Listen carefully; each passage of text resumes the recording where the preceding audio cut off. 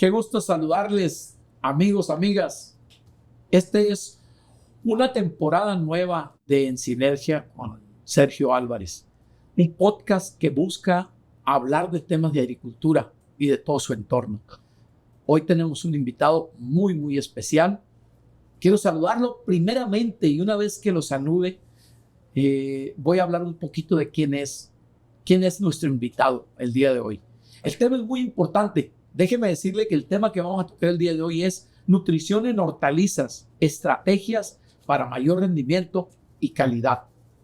Yo agregaría también ahí la vida de Anaquel, pero bueno, dejemos que sea el experto que nos hable de este tema. Doy la bienvenida al doctor Marino Valenzuela López. Marino, ¿cómo estás? Sergio, buen día a todos. Es un placer, me siento muy contento como en casa, tú bien lo sabes, Sergio.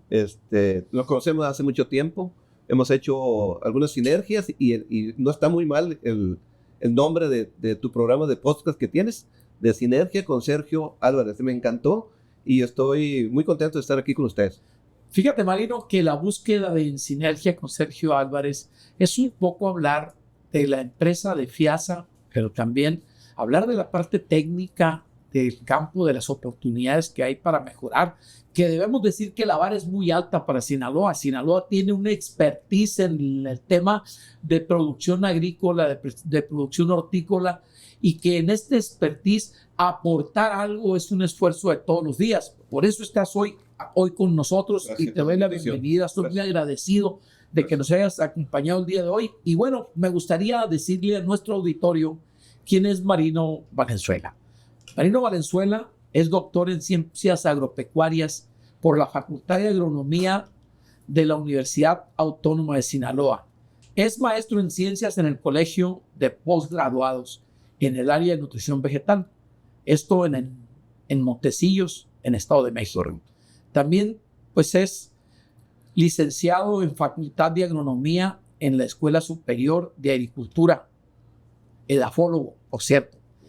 Su experiencia en campo es desde 1997 al 2002, empresa dedicada al servicio del análisis agrícola y asesoría en nutrición de cultivos hortícolas y granos, interpretación y recomendación de resultados analíticos de suelo, plantas y agua. Es director de agrodiagnóstico, Laboratorio Agrícola del 2002 a la fecha, empresa que se dedica al servicio de análisis agrícola y asesoría en nutrición de cultivos de hortalizas y granos, interpretación y recomendación de resultados analíticos de suelo, planta y aguas. En su formación ha impartido cursos como profesor en la Facultad de Agronomía, Fertilidad y Química de Suelos, edafología, salinidad de suelos, nutrición vegetal, análisis químico de suelo, planta y agua, cultivos hidropónicos, manejo de cultivos hortícolas y protegidos. Ya jubilado de la Facultad de Agronomía de la UAS desde el 2024. Te doy la bienvenida con esto. ¿Qué pasa después de la jubilación, Marino? ¿Se separa uno de la actividad o sigue haciendo cosas? Gracias por la presentación, Sergio. La verdad es que te puedo decir que yo estaba muy involucrado en la academia de hace muchos años. Me encanta la academia, me fascina, porque siento que aporto y estoy formando cuadros, recursos humanos, con esas materias que precisamente tú mencionaste. La verdad, muy gratificante y un agradecimiento, por supuesto, a la universidad por esa oportunidad de tanto año de impartir esas asignaturas y formando cuadros. La verdad que después de dejar esa actividad de la academia, pues es un poquito más relajado. La realidad es que es mucho el compromiso conmigo mismo de estar impartiendo esos cursos, la asesoría de las agrícolas y la atención al laboratorio, etcétera. Estoy muy cargado de trabajo. Me dio una paz, la verdad, descansar un poquito ya la academia, pero muy fascinante mi actividad.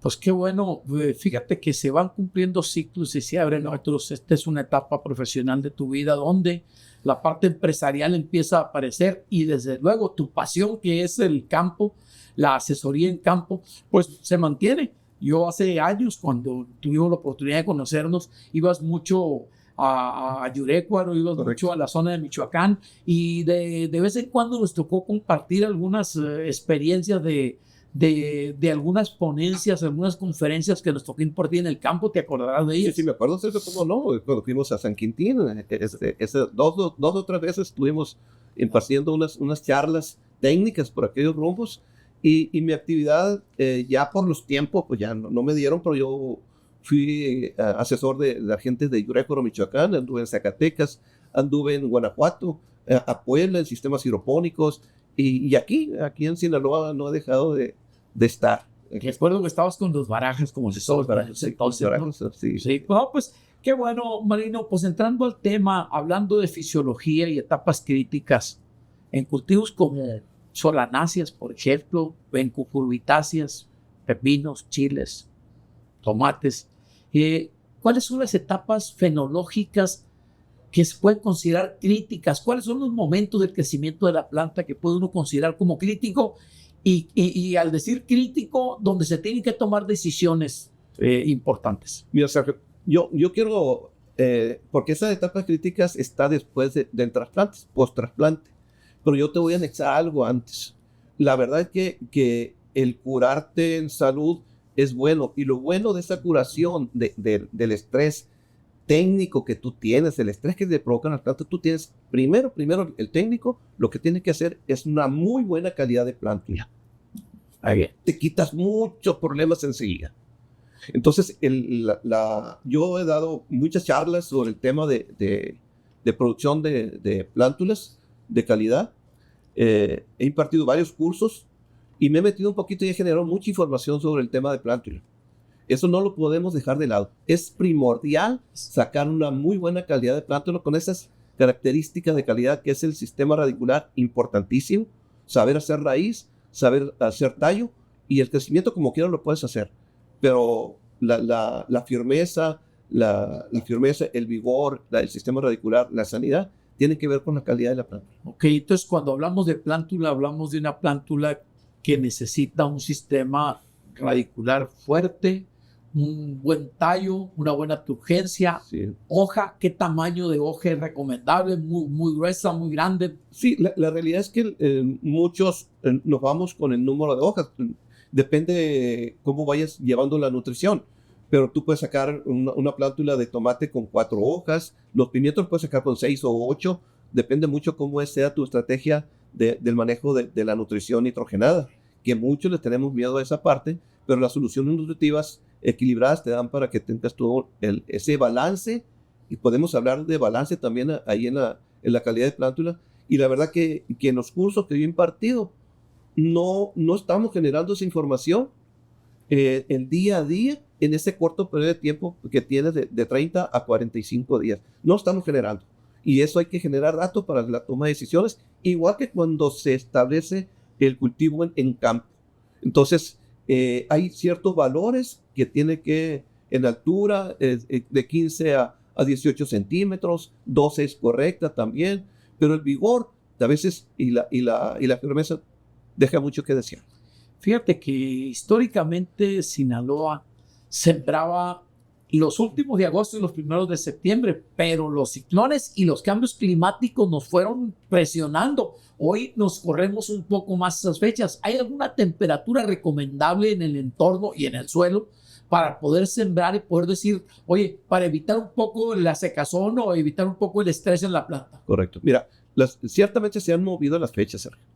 En tomates y en chiles, pepinos te los puedes soportar por las temperaturas altas. ¿Pero qué tan altas? Sí. Sinaloa, agosto no es permisible, no se puede. Pero empezando septiembre, hay quienes se la juegan. Sí. Empezando la primera semana o la segunda semana de septiembre. Si hablamos del 18, después del 18, 15, 18 de septiembre en adelante, ahí se la juegan y se la juegan bien, con posibilidad de que pudieran tener abortos en los primeros racimos florales. Pero las temperaturas normales para el crecimiento de establecimiento, yo digo que son 35 máximo, 35.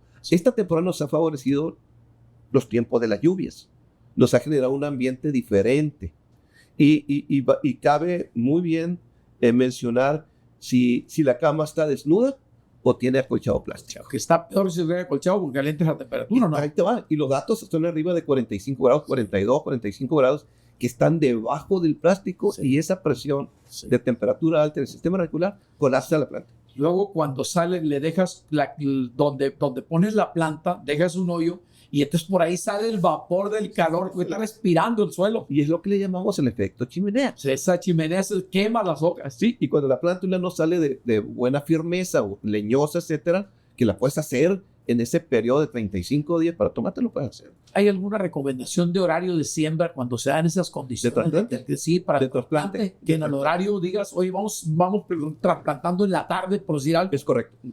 Se recomienda primero que sean, yo recomiendo al menos plántulas hechas en charolas de 200 cavidades. 200 cavidades. En 128 sería lo ideal, pero la realidad es que no ocupas mucho espacio para sacar un determinado volumen de planta. Sí, de planta por charola. Sí, exactamente. Aquí es el espacio. Y es de alta exigencia, entonces, pensar que nosotros tenemos que sacar una plántula con todas esas características que mencionamos ahorita. El sistema radicular. ¿Qué manejo hay que darle en las primeras etapas a la semilla para convertirla en planta? ¿En qué momento es recomendable decir, vamos a hacer raíz y cómo hacerlo? A ver, es muy buena la pregunta. Te voy a contestar la hora del trasplante. Si son días muy calurosos, tú tienes el pronóstico en tus manos. Si son días muy calurosos, la realidad es que no tienen antes a la mañana. Hazlo por la tarde.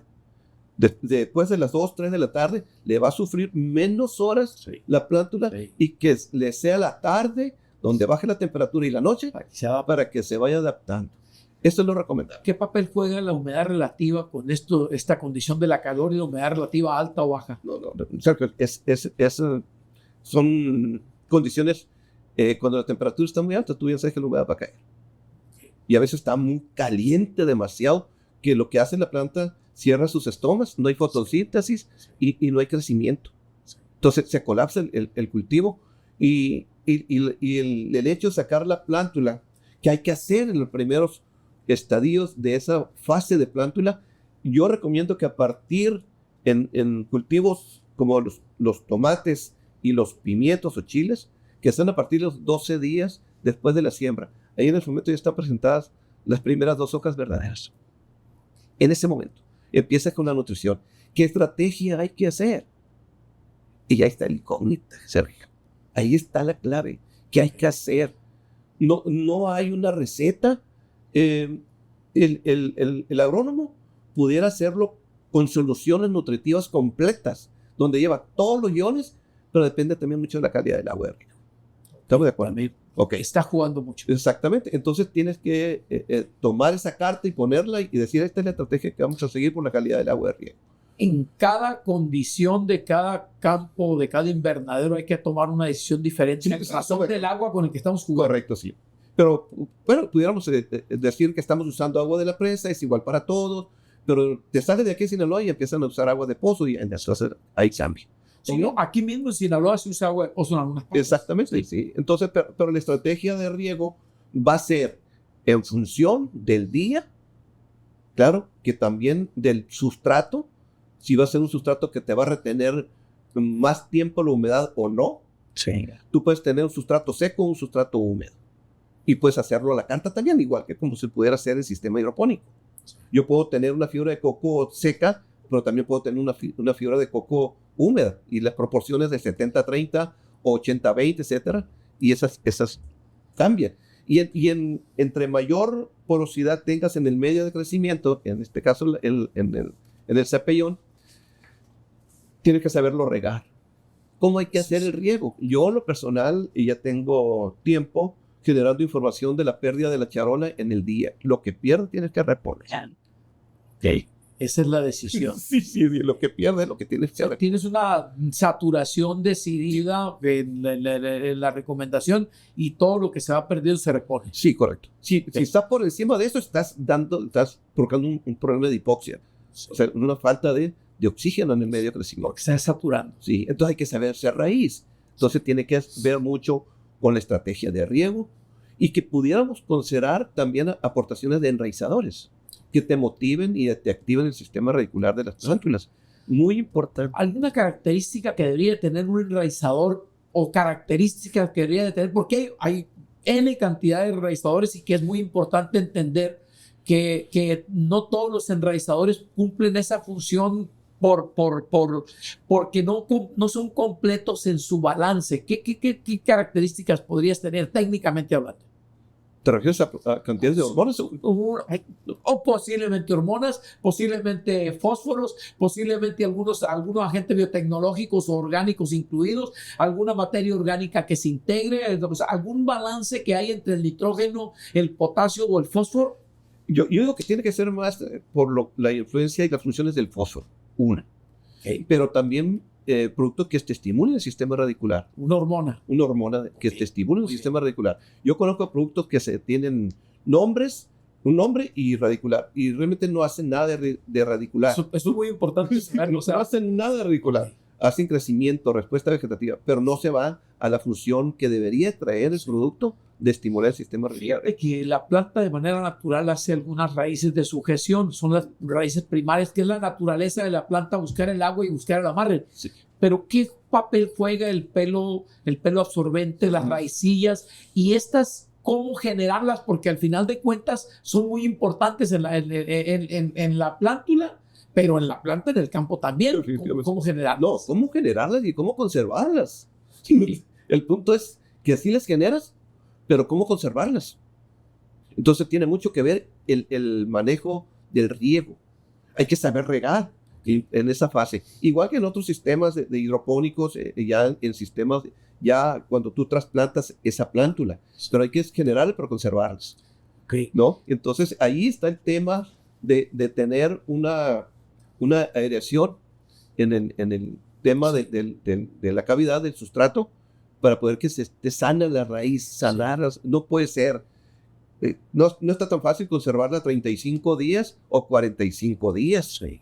No, es mucho tiempo que salga sana. Sí. Porque se están regenerando. Claro. La mayor actividad absorbente son precisamente las raíces, son muy pequeñas, secundarias, y los pelos absorbentes se le ven la sí. Perdón.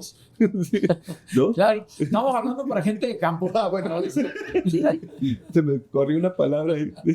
Sí, fíjate, Marino, que tocabas algo muy importante. Cuando hablamos de hidroponía, un sistema de reutilización de agua, las aguas se van siendo duras con relación a que algunos fertilizantes van soltando algunas sales y estas sales se van quedando en el agua.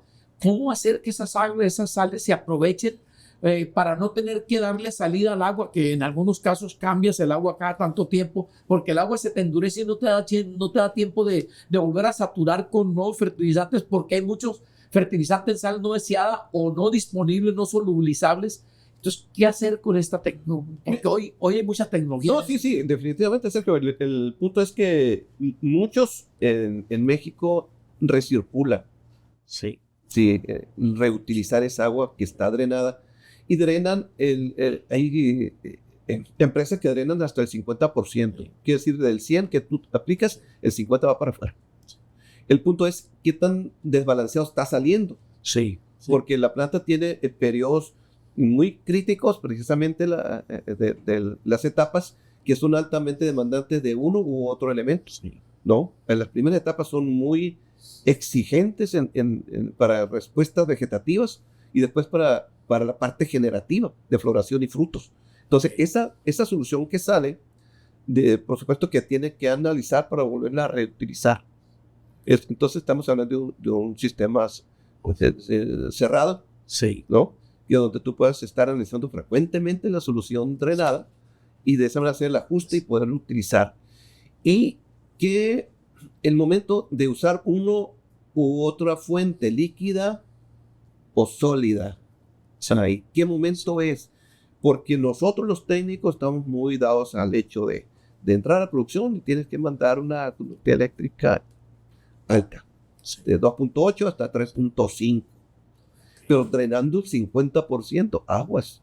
Sí, porque se te va a saturar y te va a duplicar la capacidad de la solución sin que puedas aprovechar la solución óptima que tú tienes, porque vienen elementos que ya no planeaste. Se quedan elementos, sí, en el medio de crecimiento que ya se están alterando, sí, ¿no? Y es cuando empieza a tener respuestas totalmente generativas en las plantas, y empiezas a tener problemas ya nutrimentales Hay que reducir el nitrógeno ya en ese el potasio, a lo mejor el calcio, etcétera, pero es que depende mucho qué tanto esté acumulado en el medio. Como se utiliza mucho la fibra de coco, y la fibra de coco tiene una capacidad de intercambio catiónico muy alta, entonces la retención de iones está por todo, ¿no? Entonces puedes echar a perder un sustrato en el primero, en el segundo año ya te está deteriorado. Lo dejas endurecido. Sí, se compacta y empiezan a degradarse. Y hay agrícolas que no van más allá de 2 años. Hay gente que así mejor usarlo un año y poner de nuevo. El costo es enorme de producción, porque pero también dejarlo te quita eficiencia. Sí. No, En los últimos años me ha dado mucho gusto ver que el entorno agrícola ha evolucionado porque han aparecido mucha nutrición líquida. No sé si la has observado. No toda cumple con las características que quisiéramos, pero al final de cuentas, el que aparezcan, hay fertilizantes sólidos, solubles, ultrasolubles y fertilizaciones líquidas que he visto de muchas empresas locales y también de fuera, ¿no? De empresas que llegan con una tecnología. Estas han aportado ciertas tecnologías que me parecen importantes de resaltar, porque al final hacen algunas que me ha tocado ver, algún intercambio de tecnología donde vienen sales solubles y algunos productos orgánicos, tecnología de nutrición orgánica, que al combinarse te dan un efecto de asimilación mayor. Con relación a esto, Moreno, ¿cuántos años tiene esta evolución donde aparece la nutrición líquida y cómo ves esta perspectiva? ¿Va cambiando, va mejorando? ¿Solamente es un cambio? Mira, es una tecnología que no tiene poquitos años, pero sin embargo hay muchas empresas que a partir de una ya se duplicó mucho las empresas ofreciendo esta tecnología de fertilizantes líquidos que vienen acompañados de carbón, ¿no? Que han micronizado ese carbono y que tiene una alta eficiencia. El agricultor todavía no le cae el 20, créeme. Yo he desarrollado trabajos de fertilizantes líquidos ya hace muchos años.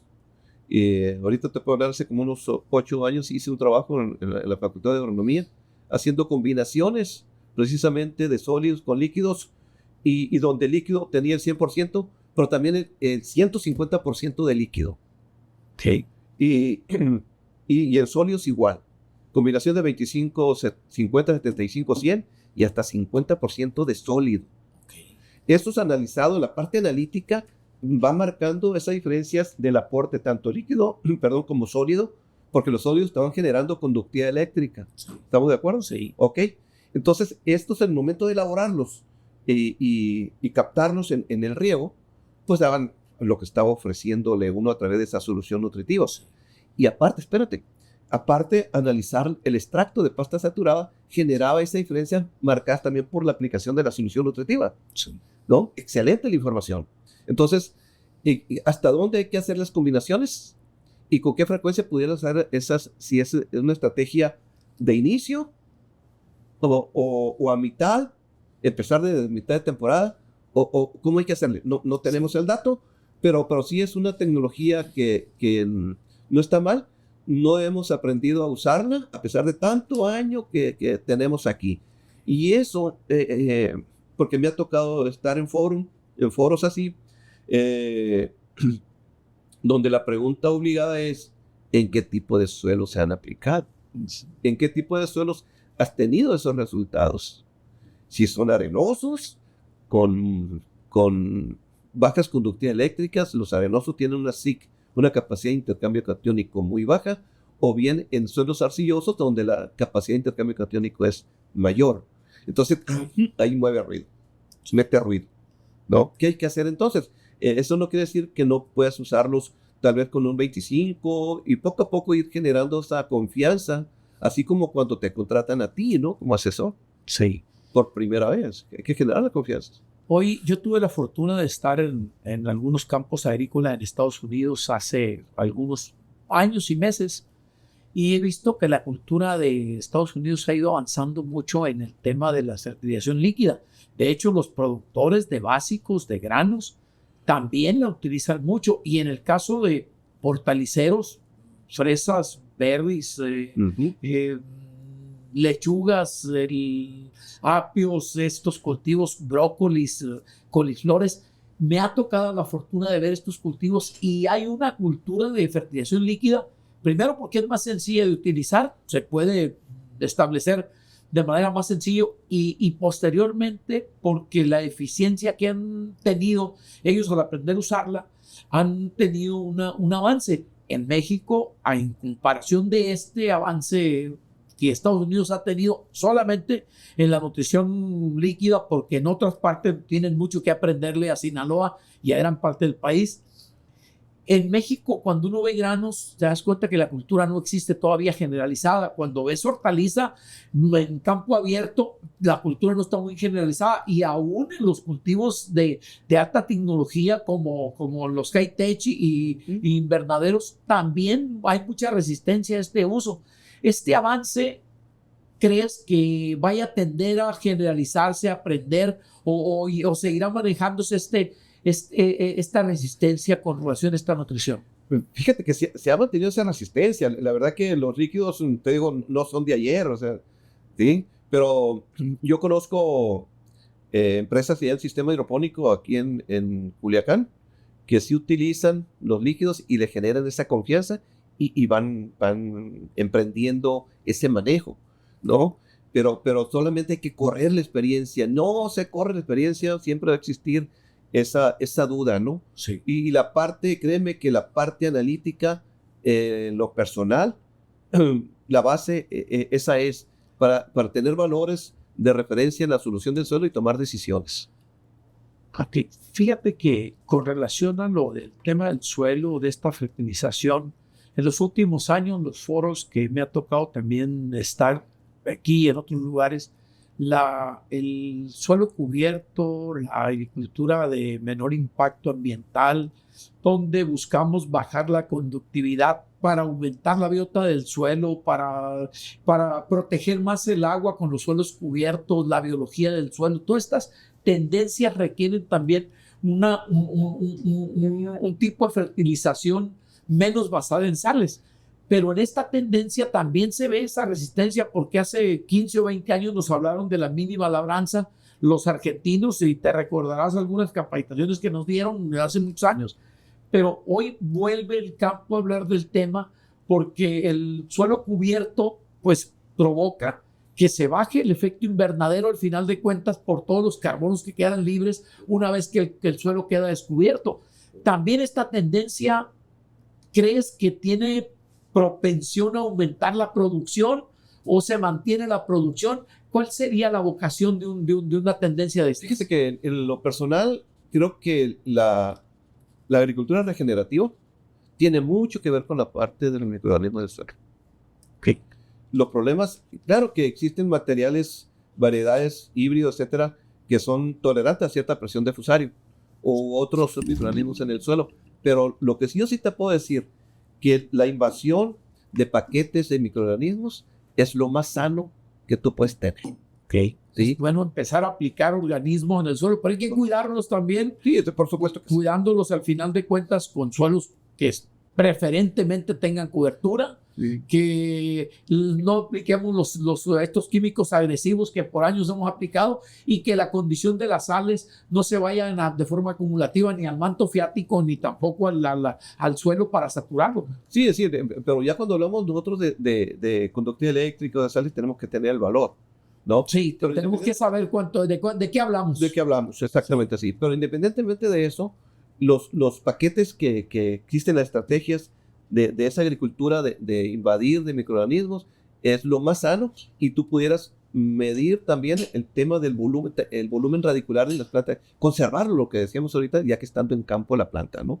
Entonces, yo en lo personal he recomendado, tengo como unos 3 años para acá, 4, donde, apliquen microorganismos, no es mi función, sí, la protección, pero yo sé que con eso me sana muchas situaciones de nutrición vegetal. Sí, te va a poner biodisponibles, sí, muchos nutrientes que están ahí no disponibles. Correcto, en el suelo. Correcto. Correcto. Fíjate, en estas interacciones entre los nutrientes, en los momentos críticos de la producción, ¿de qué manera se puede hacer un plan de fertirriego para hacer más eficiente esta interacción de los nutrientes en estas etapas críticas, etapas de desarrollo, de fructificación, de flor, de amarre y de engorde? Mira, las etapas críticas están marcadas, Sergio. Siempre nosotros, si viene floración, es una etapa crítica.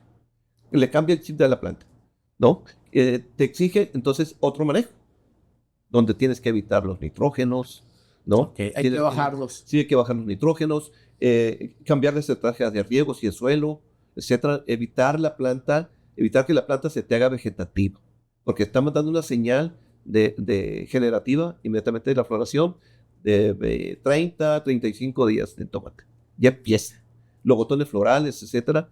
Y para tomar en cuenta eso del cambio o tener un balance en la nutrición en fertirriego o hacer programas de fertirriego, lo ideal es tener en ese momento después del mes del trasplante o antes de 25 días el primer análisis de extracto de pasta saturada. Antes de los primeros 25 días. Sí. Tener un análisis. Sí, pues el arranque. Es el arranque. Okay. Y ya sabes con qué cuenta la planta y ya sabrás si haces un ajuste o una modificación de lo que tú tienes planeado aplicar.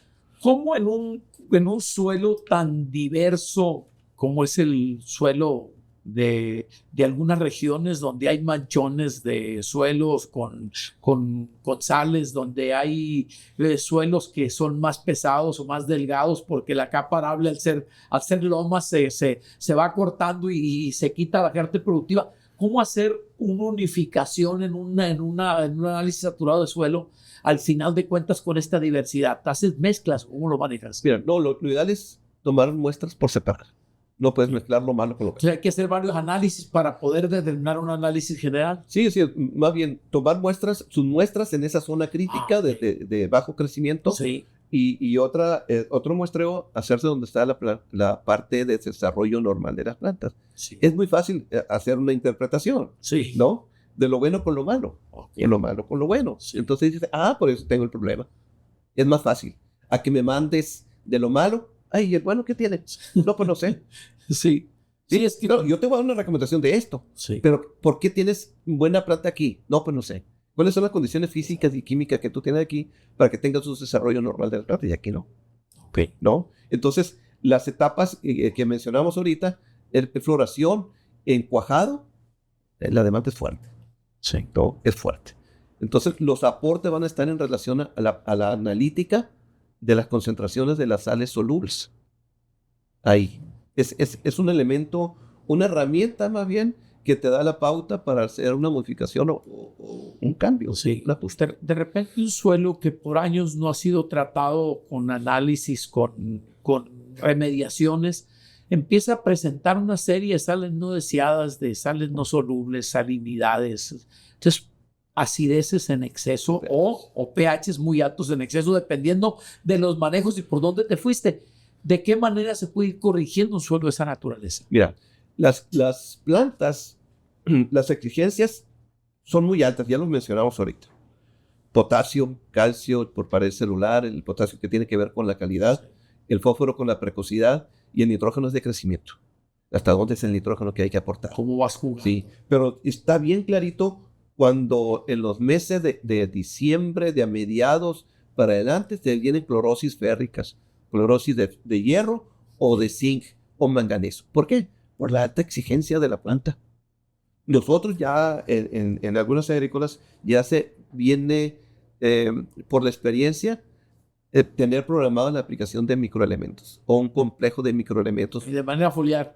No, por el sistema de riego y vía foliar, apoyar la vía foliar. Ok. Sí, más rápida la asimilación. Es más rápido.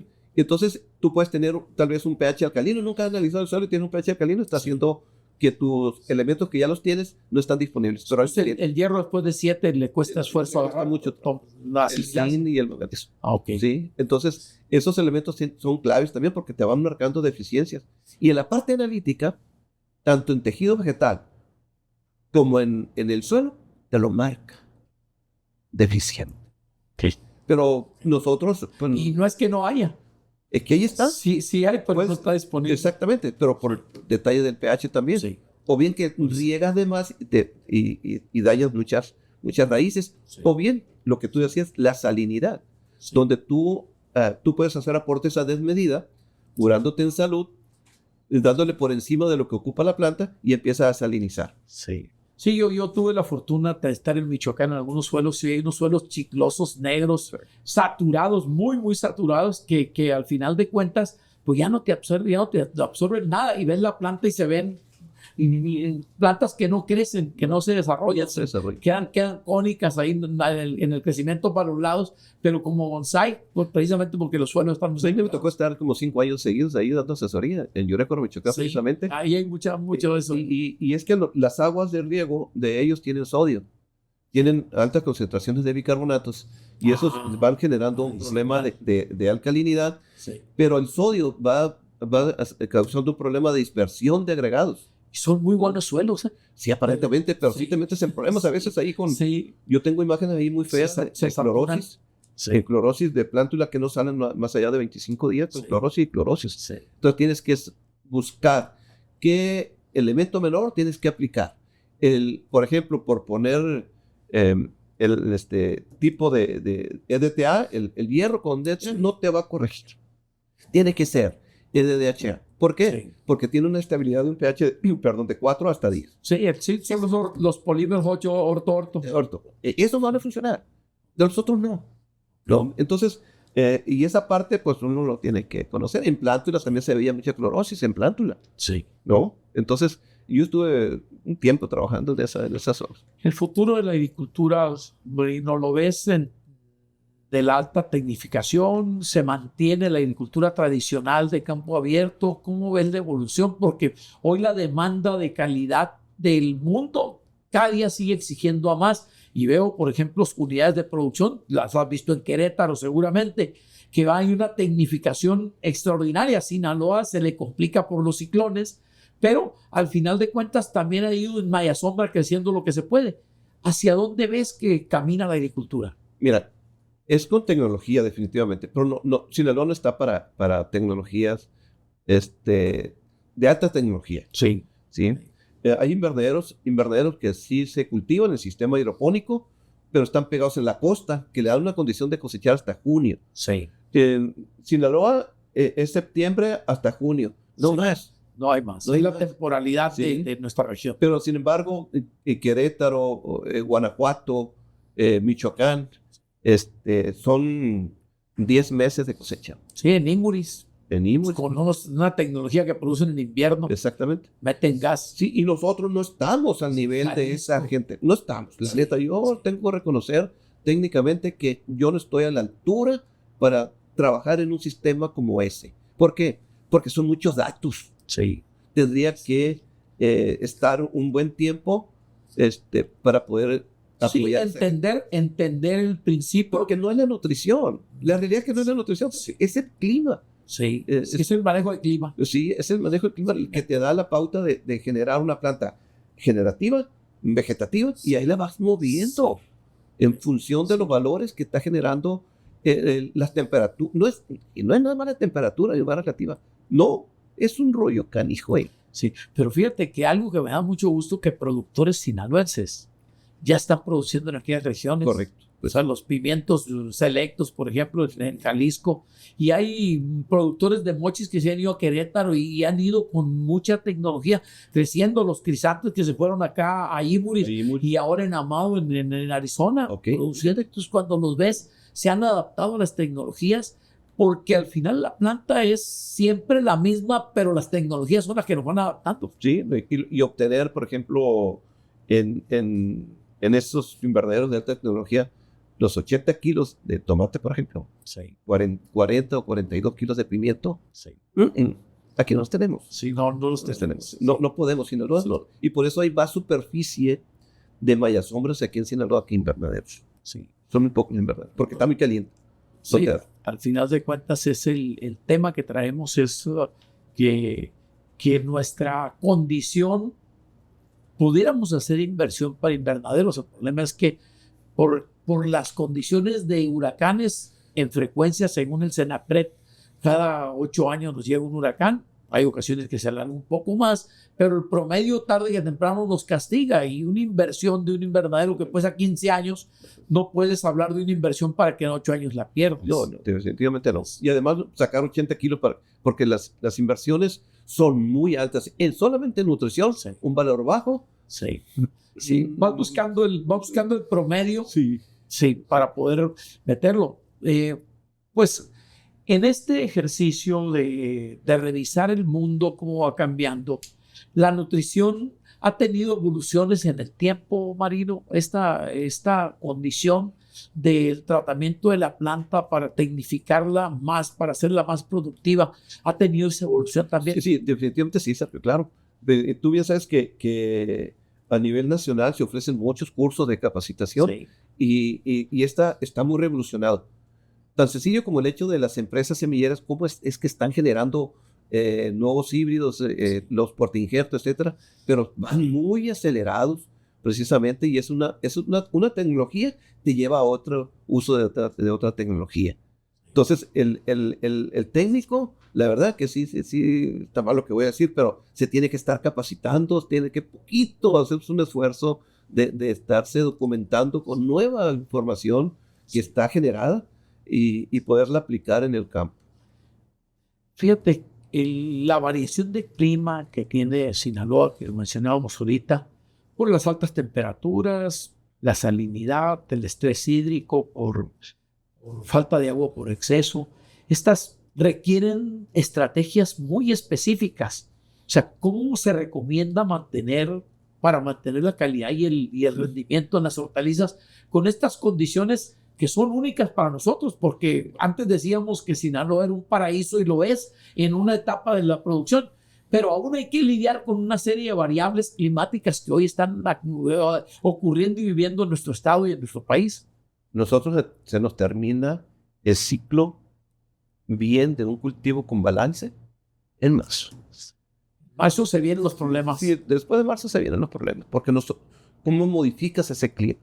Lo menos que pudiera hacer uno es que le integras una malla para bajar la intensidad, pero no resuelve ese color, pues, Sí. ¿no? Entonces, la intensidad de la radiación durante más tiempo, ahorita se están acortando los días, nos ayuda, pero entra marzo, empieza a ser más largo, la radiación es más intensa, te vuelve una planta muy desbalanceada, empieza a tener respuestas totalmente generativas, tallos delgados, frutos más pequeños, sin pensar que con esa intensidad de radiación, altas temperaturas, baja humedad relativa, incremento de conductividad eléctrica, mal manejo del riego, con esa condición, segurito, la señal del problema de deficiencia de calcio en frutos, tanto de pimientos y de tomates. Sí. Serio. El calcio es uno de los nutrientes que más tiempo le tarda a la planta subirlos, Correcto. llegar al crecimiento. Y a veces hay calcio abajo, pero no es suficiente el que está arriba. ¿Cómo hacer que sea más eficiente? Mira, la única manera es apoyarlo vía foliar. Esa es una.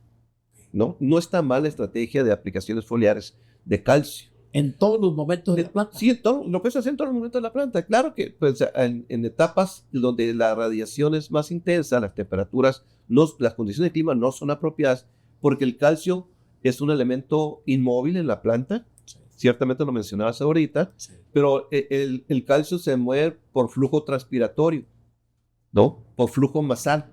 Entonces el mecanismo de acceso y de transporte es por flujo de masas. Entonces tiene que tener adecuada humedad. En el momento que tú no le das el aporte hídrico al cultivo en relación a la demanda, aguas. Se te va a venir un problema de pudrición apical, no porque no tengas, sino porque no hay la fase acuosa disponible el calcio para que la planta lo absorba. Entonces, técnicamente, eso se te vienen los problemas. Cuando no tienes una planta con balance, con buen follaje y todo eso, vas a la quiebra, con frutos pequeños y con problemas de pudrición apical, sí. Aunque tengas calcio. Sí, hay momentos en que te puedes apoyar de algunos calcios que sean un poco más móviles, como nitrato de calcio, los cloruros, pero tienen su tope. Sí, la realidad es que tiene que ser las únicas fuentes de calcio que hay así que son acarreadores por el nitrato, es el nitrato de calcio. Sí. Pero pudieras meter otro calcio que pudiera ser, no sé, una mezcla de calcio líquido, por ejemplo, que va micronizado, ¿no? Con carbono. Sí. Y de esa manera poder facilitar la absorción. La fertilización líquida, como que vaya micronizado con carbono. Exactamente. ¿Qué pasa con los calcios orgánicos? ¿No son recomendables o los costos no los ponen democratizables para utilizarlos? No conozco de precios, pero la estrategia no está mal. Pero otra vez regreso al tema de la cuantificación de las sales solubles, ¿no? Pero si yo tengo adecuadas concentraciones que están de acuerdo a la etapa de exigencia, lo único que tendría que hacer yo es acondicionar el medio, ya sea con fúlmicos o húmicos, sí, que me faciliten más la absorción de los alimentos. Fíjate que el calcio está muy presente en la planta de manera general. Cuando uno integra el sustrato de las plantas mismas a la integración, que son las raíces mismas, pero todo esto tiene que ponerlo disponible de forma orgánica en una descomposición para que el suelo lo dé, y esto lo hacen los organismos. Correcto. O sea, son los responsables, por eso es tan importante de volver a mantener una biota del suelo muy activa, y al tenerla viva, esta te va a poner disponible muchos de materia orgánica que tienen elementos de calcio que te lo va a dar de forma orgánica y que no te van a costar nada, salvo el manejo con el que tienes que trabajar. De acuerdo. Sí, tienes mucha razón, y te vuelvo a repetir, el estar aplicando paquetes de microorganismos por la prevención de enfermedades y por salud del suelo, esa es, ¿no?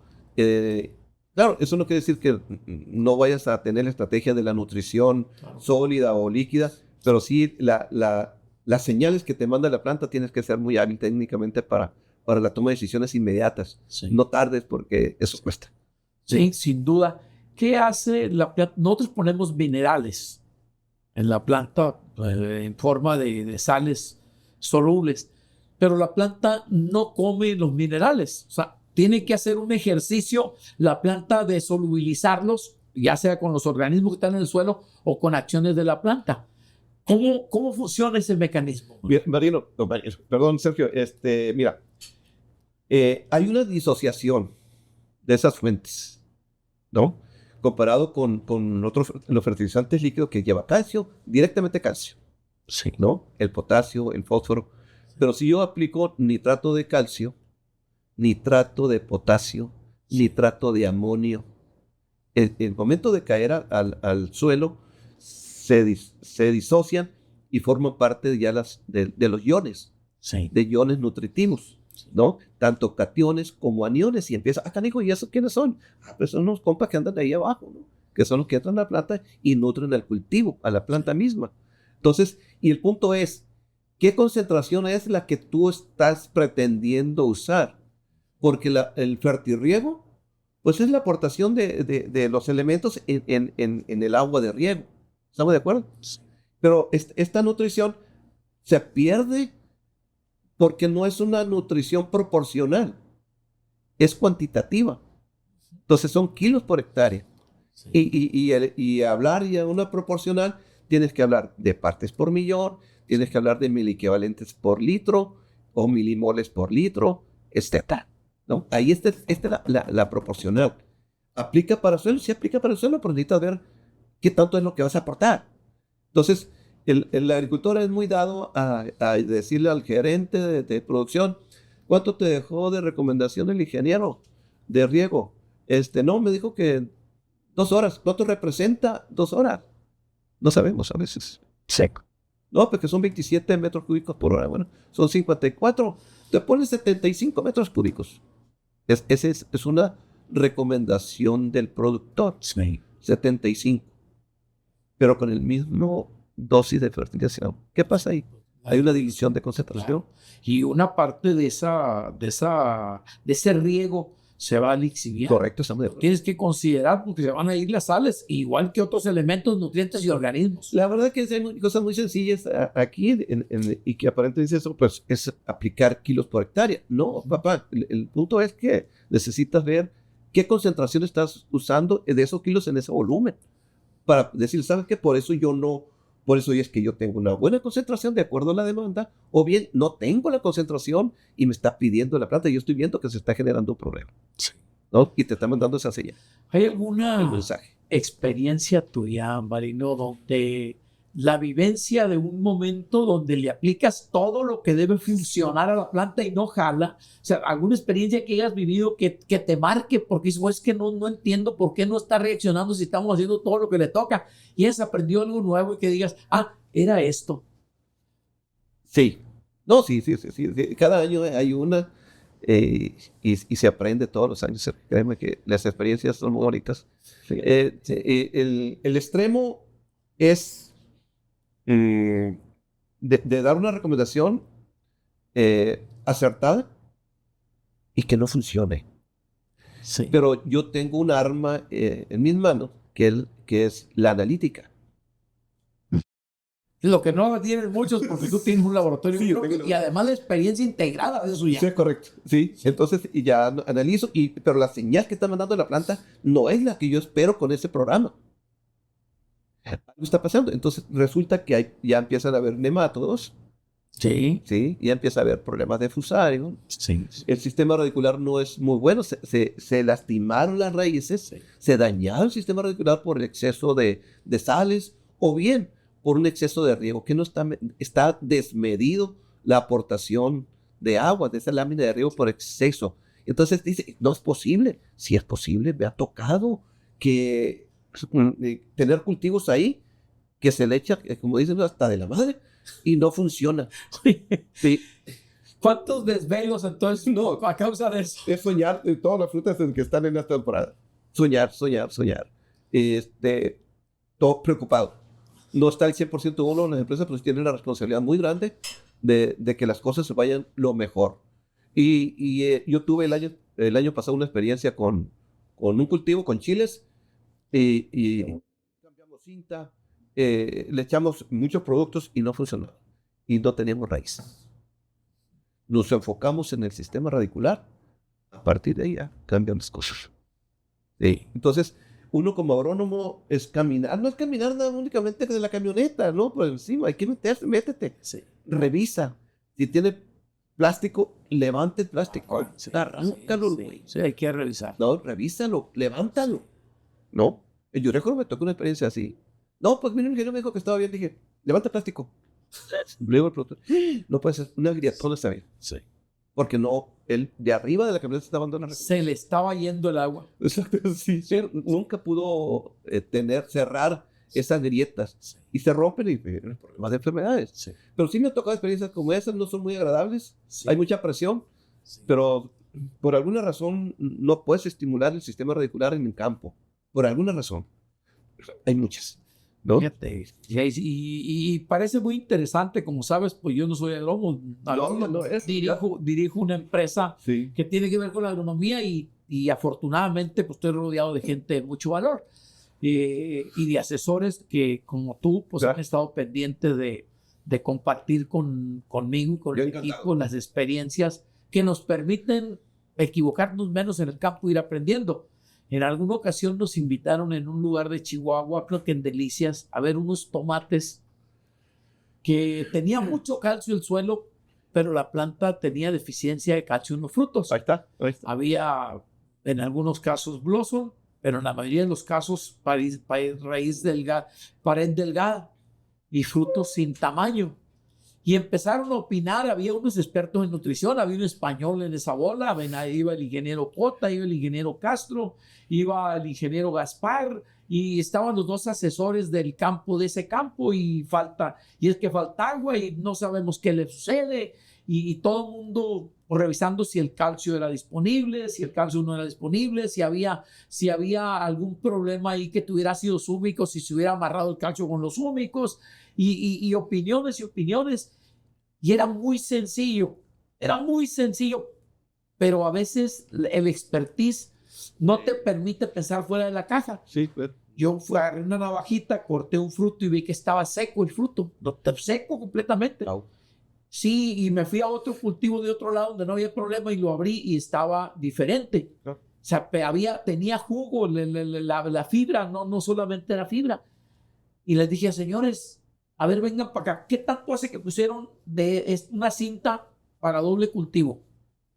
No, pues es el primer año. ¿Ok? ¿Y cuánto le meten de agua? Exacto. Pues 35,000 litros de agua diarios. Era tomate saladero. Pues el problema no es calcio, es agua. El acarreador del calcio es el agua. Aquí, donde comen 16,000, no comen 32,000, les dije, porque eran 16,000 plantas por hectárea. No comen, porque al final lo que están haciendo es metiendo la misma agua. Mira, enfrente tienen un solo tallo y no tienen problemas de agua. Y todo el mundo, pues sí, pero oye, ¿por qué no lo había dicho? Porque todo el mundo supone que el técnico que está sembrando sabe cuánta agua debe de poner. Y como se lixivian mucha agua, se va a seguir lixiviando, pero el agua disponible tiene que estar más pegada y la repartieron, la sentí de un lado.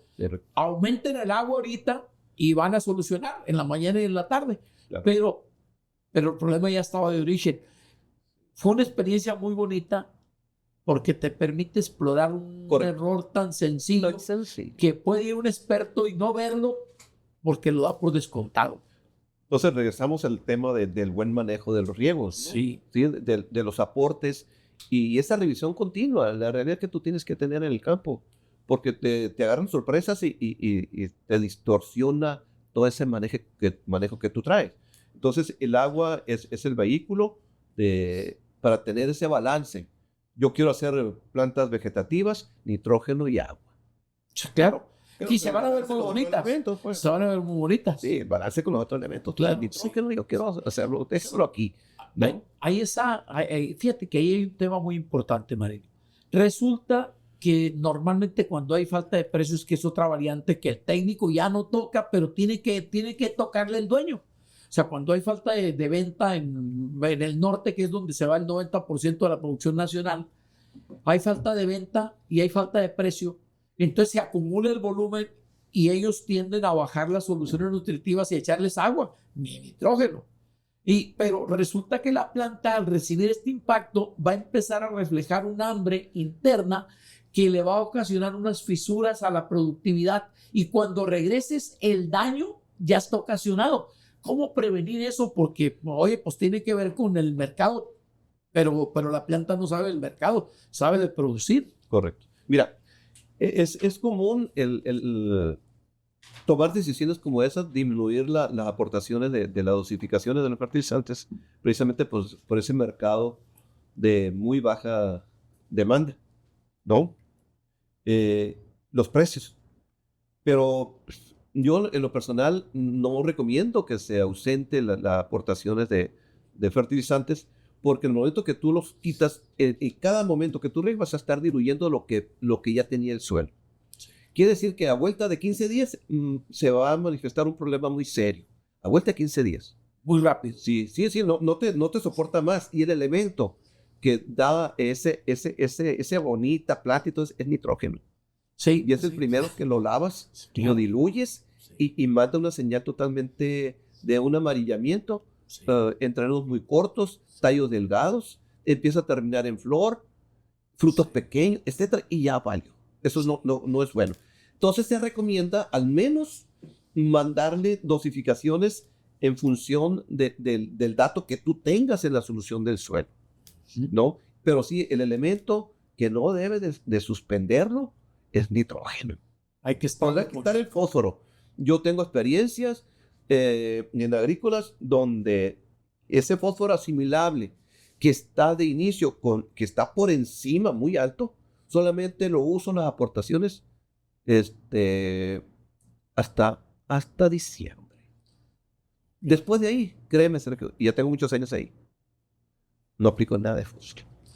Sí, es mi experiencia. Ya hiciste lo que tenías que hacer con el fósforo. Sí. Lo vas castigando, pero todavía hay fósforo de reserva. No, sí, claro. Un poquito que ocupes se lo va a llevar la planta. Claro, sí, pero además de eso yo tengo la parte analítica, pues. Sí. Sí, tengo el análisis de tejido vegetal que me está diciendo que estoy bien. Que tienes bien, que lo puedes castigar ya. Sí, y en esa parte, en la parte financiera de asunto de números, de dineros, pues yo dejo de gastar. Sí. Porque yo ya tengo ese almacén ahí. Sí. Nomás que dejo a la planta que sea eficiente en esa absorción y le abastece para sacar el ciclo. Ok.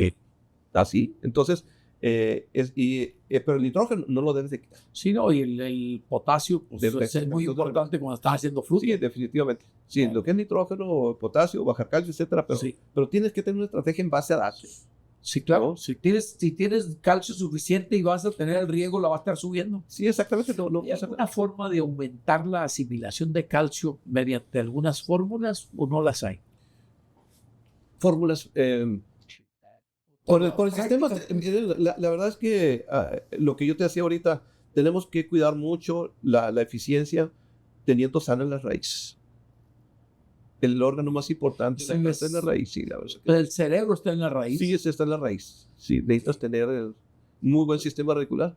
Hay otro tema que antes, de manera tradicional, yo nací en un campo agrícola en 1970 y la fertilización era por marca. O sea, iba la gente corriendo y echando el chorrito de fertilizante por un lado del surco, y en el fertilizante iba la fórmula, el fósforo, el nitrógeno, y potasio, y se acabó. Sí, lo iba. O sea, pero resulta que esos fertilizantes venían sucios y traían otras trazas de otros fertilizantes porque al final se iban deshaciendo conforme el riego iba pasando y se iban asimilando. Pero con los ultraeficientes o los ultrasolubles, pues son fertilizantes muy limpios, completamente, dices nitrógeno, no trae nada más.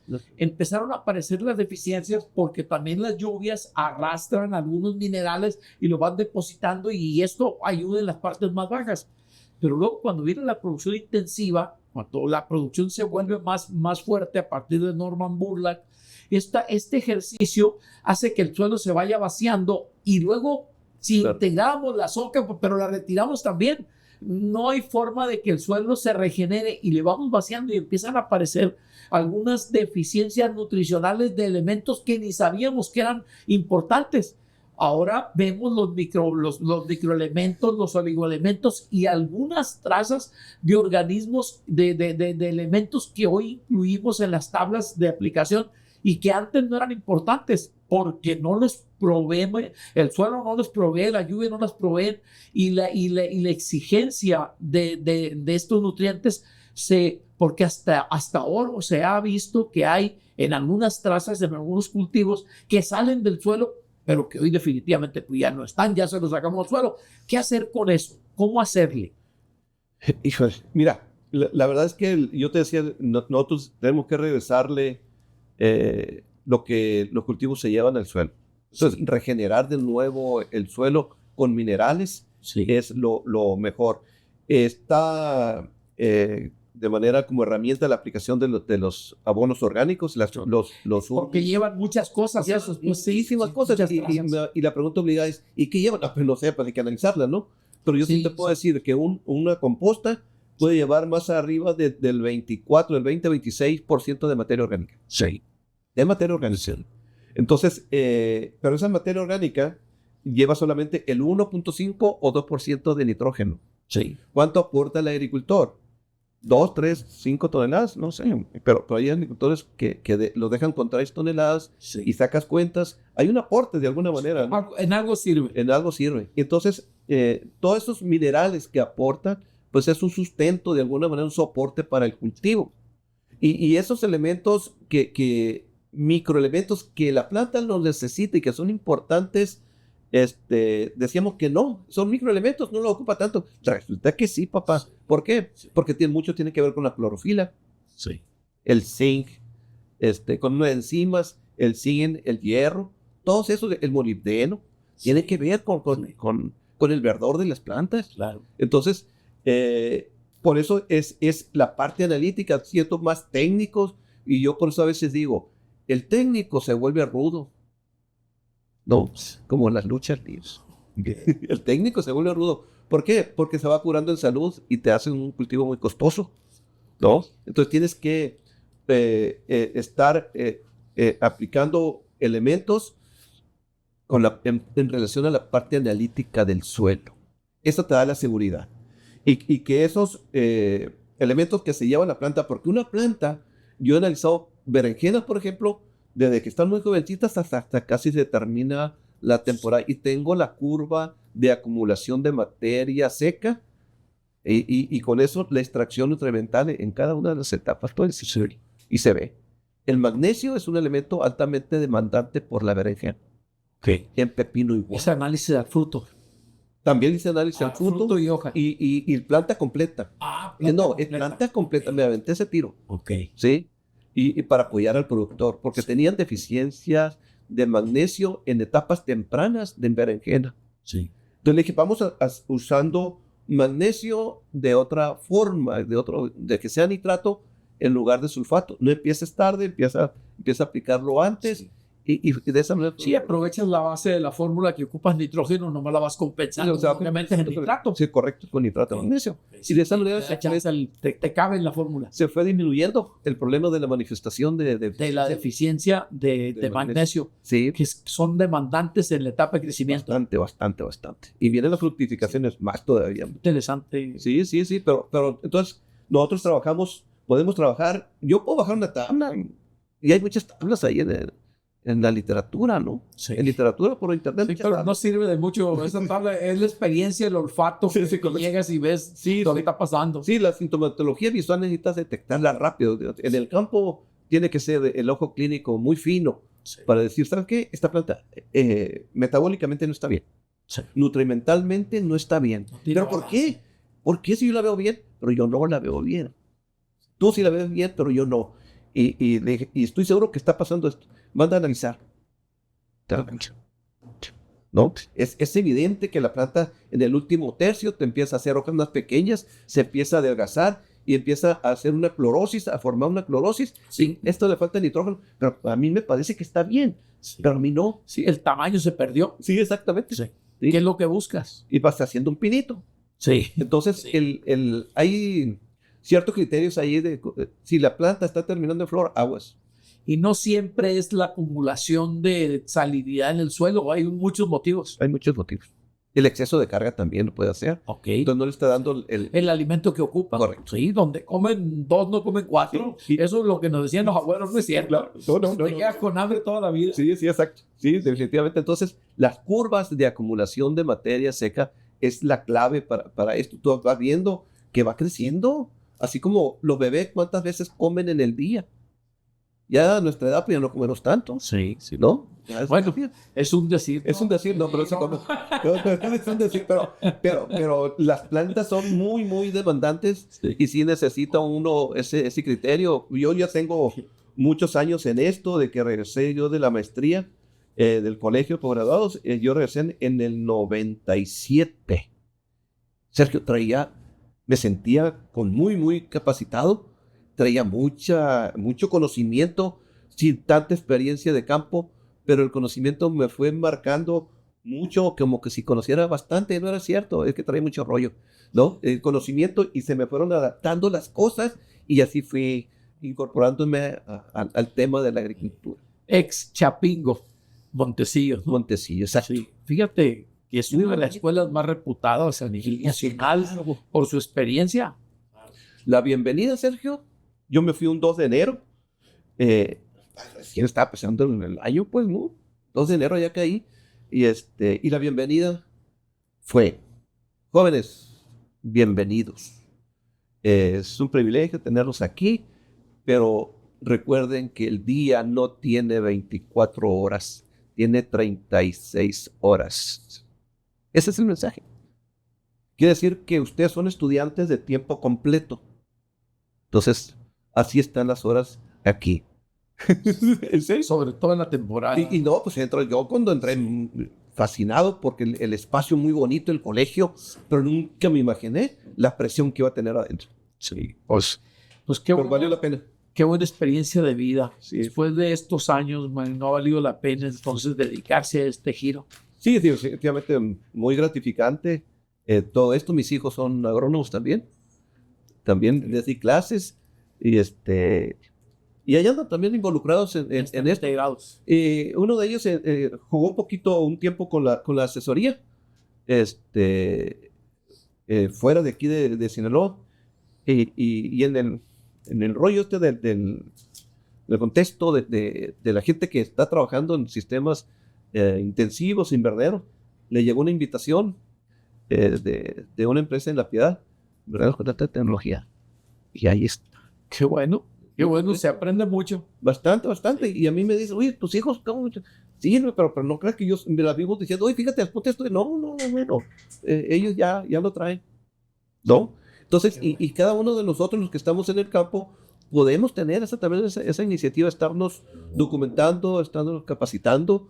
Y yo me siento muy contento cuando yo llego a las agrícolas o exalumnos que tengo, y le digo, si se le ofrece algo, pues consúltenme. Si se llega, no quiere decir que voy a tener yo el dato, pero vamos compartiendo y si les puedo ayudar en algo, pues adelante. Lo importante es que ustedes también crezcan, ¿verdad? Qué interesante, Marino, y sobre todo qué agradable charlar contigo de temas que sé que te apasionan, que a mí me gustan mucho también porque pues, parte de mi vida la he pasado acá. Nací en un campo agrícola, mi padre fue administrador de empresas agrícolas, Sí. mi abuelo fue productor agrícola en los años 70, 80 aquí en Culiacán. Produjo arroz que, pues bueno, ya no es una cultura, pero los viejos de aquí de Sinaloa se acuerdan bastante bien de esa etapa del arroz, del algodón, del soya, que por mucho tiempo lo desarrollamos. Pero a partir de los 40, el tomate fue un papel importantísimo para Culiacán y Sinaloa. Sí. Este ejercicio ha ido cambiando en los últimos tiempos, la diversificación de cultivos ha ido cambiando. Cada cultivo tiene una forma de tratamiento diferente, tiene una forma de percibirlo diferente. Tú por tu movimiento en el país te has movido en pues, prácticamente todas las regiones y te ha tocado ver diferentes cultivos. Sí. En temas de producción, algunos estados nos han rebasado sin duda por su capacidad productiva de 10 meses. Sí, correcto. Y por los cultivos que son accesibles para ellos. Te ha tocado experiencia de atender muchos tipos de cultivos. Sí. ¿Cuál sería el cultivo que digas, este es el que más me apasiona a mí? ¿Le podemos hacer una pausa? No, mira, el tomate. El tomate, tú piensas que hay una gran diversidad de tipos de tomate. Sí, muchos. Pimientos, pepinos, jalapeños, bueno, todo el caso de Chile, ¿no? Pero el que más, tomate. ¿Te gusta más la producción de tomate? De tomate. Es que al final crecimos en una cultura en Sinaloa. Sí. Creo que el oro rojo que le fueron llamados y que fue por accidente, fíjate, en la historia de nosotros, trajeron unos griegos a Sinaloa a sembrar olivos. Fíjate. En el periodo, creo que fue Adolfo Ruiz Cortines, vinieron ahí por las orillas de los márgenes del Tamazula, del Humaya, y sembraron algunos olivos, pero no se dieron, como le llamaron, la Nueva Grecia a esta región. Okay. Y entonces a uno de ellos se le ocurrió sembrar tomates en Nabolato. Okay.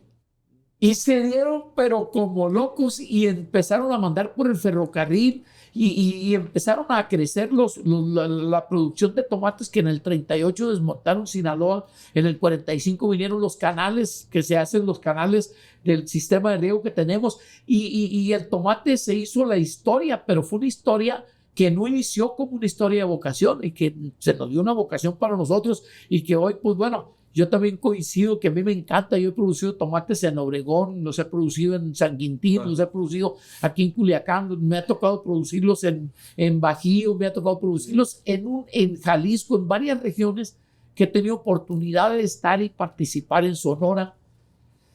Los de San Quintín son preciosos, yo creo que te ha tocado producirlos, sobre todo aquellas variedades indeterminadas de cultivos divinos que me encantaban porque eran muy macizos a pesar de estar producidos en arenales. Sí. Y los de aquí de Sinaloa que han tenido reconocimiento por su calidad y por su sabor a nivel nacional y que hemos sido por mucho tiempo el lugar donde se produce más tomate del país. Hoy vienen cambios muy importantes. Has tenido que ir a buscar tomates a Michoacán, por ejemplo, de Urécora o otras partes porque pues no los hay. Pero en base a este cultivo, ¿qué es lo que más nos apasiona? ¿Qué es lo que más te gusta de un cultivo como ese? Mira, la realidad es que es muy bonito porque tiene muchos momentos que ocupa la atención, ¿no? tú ya sabes que nacieron las variedades indeterminadas. Sí. Y ahí la aportación de la experiencia que uno tiene empieza con la puesta de la rafia. Sí. Estás enseñándole a la gente, o la gente ya sabe qué es lo que tiene que hacer. El anillo, la rafia, el desbrote, la guiada, la bajada. Y vienen los deshojes. Es muy intenso esto. Pudiera ser cada semana o cada de 10 a 15 días. Ya depende mucho de los materiales, porque hay materiales muy vegetativos, o bien con más balance, etcétera. Sí. Pero a mí me gusta mucho porque vas leyendo, ¿no? Le vas leyendo a diario. A la semana estos te crecen como 25 centímetros. Comparado con pepino que te crece 9 centímetros, 8 centímetros diarios antes de entrar a producción. Sí. ¿No? 8 por 7, 42. Entonces te lleva más, es como el doble casi. Muy rápida. De rápido. Sí. Entonces la tensión está fuerte. Pero en tomate, la verdad que sí es una experiencia muy bonita estar al lado del cultivo. Sí. Y ir junto con él cuando empiezas a cosechar el primer racimo. A la semana te acabas el primero, empiezas sobre el segundo y vas cuantificando el rendimiento, ¿no? Ahí dice, no, pues estoy sacando tantos kilos por metro cuadrado por semana, ¿no? Nosotros hemos alcanzado solamente como 23 kilos en una agrícola donde yo trabajo, 25, pero no pasamos de 30, 35 kilos. Es muy Estás hablando de 350 toneladas por hectárea, 300 toneladas por hectárea, no, cuando en la high-tech se pueden obtener hasta 800, por lo que me decías ahorita. Sí, seguro. 800 toneladas. Y de chiles, que yo conocía los récords de 280 toneladas por hectárea, estamos hablando de 400, arriba de 400 toneladas por hectárea en chiles, en bell pepper. Sí. Es Ese dato que tengo reciente. enorme. Sí. Me encontré un productor hace tiempo, un asesor de high-tech, amigo, con el que he compartido algunos podcasts, y me habló de que andaba con un récord de arriba de 400. ¿Ves? Me llamó la De atención. pimiento, sí. Sí, de pimientos. Es muy intenso. La densidad es importante, la densidad de población. Sí. ¿No? Y claro, como tienes las condiciones del clima, tú le das para esa densidad, esa condición. Sí. Y te está produciendo bastante frutos por semana, ¿no? Lo sé. Pues se nos ha ido el tiempo volando, Marino, en esta plática así más muy informal, pero pues sí. Se me hizo muy corto. Algo que nos quisieras agregar, Marino, con relación a lo que haces tú, a tu experiencia, a tu historia, a las nuevas generaciones, porque ya están aquí las nuevas generaciones. Hoy tenemos hasta centennials en el campo ya están los millennials, los centennials ya están aquí, y pues bueno, ¿alguna sugerencia para ellos o algún comentario de quienes? Mira, la verdad, Sergio, que yo fui docente durante muchos años en la Facultad de Agronomía de la Universidad, de la UAS, y están otras universidades, pero cualquier universidad no puedo dar marcas que sean buenas o malas, pero el estudiante es el que pone la pauta de su formación, ¿no? Uno puede estar en la mejor universidad, pero si tú no le pones ese extra y te comprometes contigo mismo, no vas a salir adelante. Es lamentable el hecho a veces de tener estudiantes que no tienen la actitud, pero pueden tener aptitud, pero no actitud, o bien diferente. Sí. ¿Sí? Entonces, hay mucha exigencia en el campo, es bastante exigencia. Y los muchachos que andan en campo de compañías tienen que estar bien capacitados también. Yo daba cursos en semilleras de maíz, casos de granos, y en cada momento yo le decía, señores, no, el objetivo es vender, pero también enseñar a la gente, capacitar a la gente, enséñenles. Entonces, eso tienes que tener un compromiso contigo mismo para la empresa, para poderla transferirla allá en campo. Yo fui estudiante, no me considero brillante, todavía no, pero bueno, me faltan todavía varias lecciones, pero son 100 que se ocupan y se aprende una por año, entonces nunca termina de aprender uno. Entonces, hay una exigencia técnica en el campo. Ocupamos nosotros capacitarnos, leer, documentarnos y preguntar. Hay una gran amistad en la empresa, en especial Sergio Álvarez, contigo, y yo voy a estar disponible para ustedes acá. Técnicamente me encantó el evento de esta sinergia con Sergio Álvarez. Muchas gracias, Marino Valenzuela, por tus aportaciones. Vamos a poner tus datos, correo, teléfono al final del podcast para que quien tenga alguna duda con relación a lo que pasó y quiera abundar con los podcasts, con mucho gusto, porque creo que somos individuos de relaciones humanas y nos relacionamos con otros a través de nuestro lenguaje, nuestra comunicación, en ese compartir con día a día con el otro, con el que está en la distancia, con el que ve el podcast, se establecen los vínculos, y estos vínculos son relaciones para toda la vida. Correcto. Yo creo que nosotros tenemos de conocernos unos 25 años. Sí. Yo creo que como uno. Y en una relación afectuosa de negocios y personales, donde hemos llevado capacitación con mucha gente y hemos llevado amistad conjunta con mucha gente, donde vamos y le compartimos alguna experiencia, y esta experiencia sin duda tiene un impacto en su hacer diario porque lo mejora, porque esa lección diaria que aprendemos o cada año que aprendemos nos va haciendo mejorar, y estas personas que reciben de la experiencia una información de manera sintetizada están ahorrándose muchos años de trabajo que ya se vivió y que hoy se pone en práctica. Definitivamente. Tienes muchísima razón. Yo soy muy abierto. Tengo esa vocación de enseñar de muchos años como profesor. Pero también puedo compartir de que los cursos, yo he ido a cursos a Almería, a Letifa, por ejemplo. Ir hasta allá por temas que se ven aquí. Sí, como que no checan, ¿no? Bueno, es una forma de ahorrárselo. Pero pues ya cuando uno va a Almería, pues igual va y conoce como turismo. Sí. Pero tienes razón, hay competencia en México para la capacitación de muchas personas que han vivido muchos años de experiencia y que nos las comparten de manera sencilla. Una visita de campo o una rehabilitación.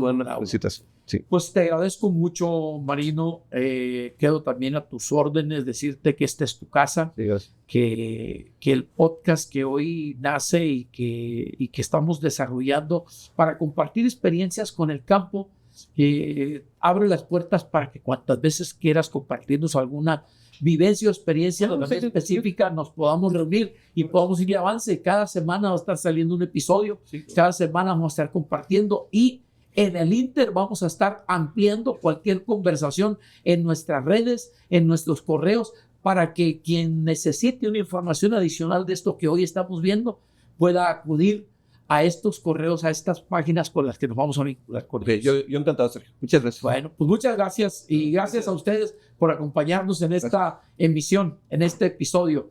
Seguimos escuchándonos y viéndonos en Sinergia con Sergio Álvarez.